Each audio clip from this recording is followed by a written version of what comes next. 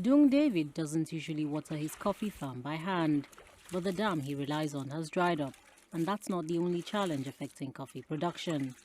Dung says attacks from herders on farmers and a lack of support from the government are also a problem. Security is a very, very big challenge for us, and I think it's something that needs to be looked upon.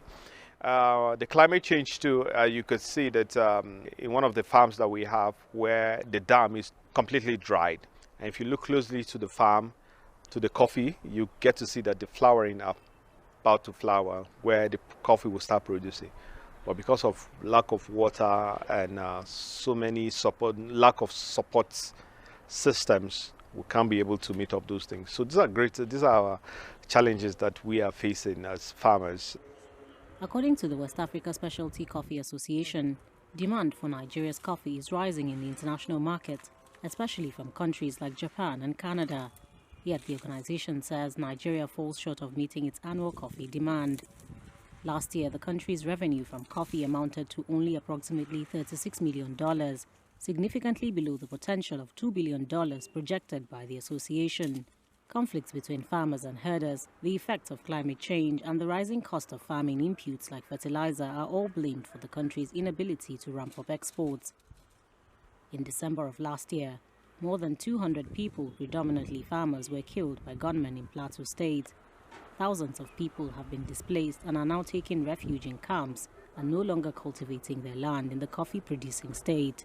Also, analysts say the crop has not enjoyed the much-needed attention from the government. The potential is huge, only that the endowments has not been tapped by the federal government. No, if government pays attention, we can generate billions of naira. Plateau State and all this state that is producing coffee, they will generate a lot of money. And coffee is a very simple crop. It's very easy to farm. It's not like other crops. Experts urge the government to quickly address the problems that have kept coffee farmers away from their farms. Tackle insecurity headlong. Insecurity, specifically farmer-herder conflict, to ensure that farmers are back to the farm.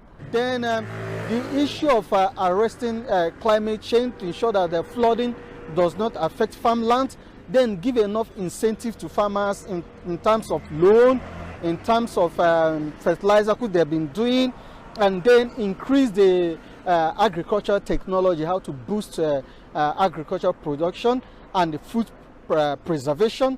Nigeria's government says it has deployed over 10,000 security personnel across farms in the country to protect farmers against attacks. And while there's no specific loan facility for coffee farmers, the government has allocated over $800,000 in the 2024 budget to set up the National Agricultural Development Fund.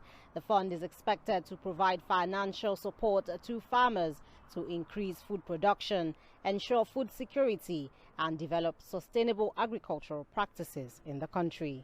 Producers like Dung say that pouring resources into the industry will give it the jolt it needs. Ajak Mangut, CGTN, Abuja.